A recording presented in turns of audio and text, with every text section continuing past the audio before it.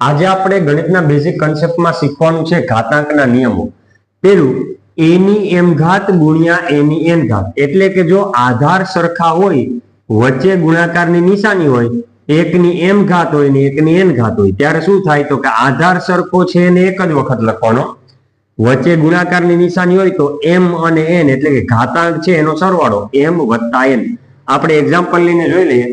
3 ની 5 ઘાત ગુણ્યા 3 ની 2 ઘાત, તો જો 3 જે છે ને એ આધાર છે, એ કેવો છે સરખો, એટલે એને એકવાર લખવાનું 3, વચ્ચે ગુણાકારની નિશાની છે અને 5 ઘાત અને 2 ઘાત, તો એ બંને ઘાતનો સરવાળો થશે, કેમ કે આધાર સરખો હોય, ગુણાકારની નિશાની હોય વચ્ચે, તો ઘાતાંકનો સરવાળો એટલે 5 વત્તા 2, 5 વત્તા 2 એટલે કે 3 ની 5 વત્તા 2 એટલે કેટલી ઘાત થાય? 7 ઘાત। આનો જવાબ છે।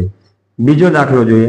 4 એની 3 ઘાત ગુણ્યા 4 એની 7 ઘાત, તો આમાં પણ સેમ વસ્તુ જ લાગુ પડશે। આધાર સરખો છે, વચ્ચે ગુણાકારની નિશાની છે, તો ઘાતનો શું થશે? સરવાળો। જો m વત્તા n, તો 3 અને 7, તો 3 વત્તા 7 એવો ઘાતનો સરવાળો થશે। આધાર સરખો છે એકવાર લખીએ, વચ્ચે ગુણાકાર 3 વત્તા 7 ઘાતનો સરવાળો 3 વત્તા 7 એટલે કે 4, 3 માં 7 ઉમેરીએ તો 10, એટલે કે 4 ની કેટલી ઘાત? 10 ઘાત। હવે ત્રીજો દાખલો જે છે, 10 ની 5 ઘાત ગુણ્યા 10 ની 4 ઘાત, આ દાખલો જે છે એનો જવાબ તમારે કમેન્ટ બોક્સમાં કમેન્ટ કરવાનો છે।